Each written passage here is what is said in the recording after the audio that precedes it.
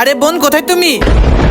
জি ভাই বলো। বোন এই নাও, এখানে আধা কেজি মুরগির মাংস আছে, এটাকে অনেক সুন্দর করে রান্না করবে, আমার তো অনেক ক্ষুধা পেয়েছে। আচ্ছা ঠিক আছে ভাই, আমি এক্ষুনি বানিয়ে আনতেছি, তুমি একটু ওয়েট করো।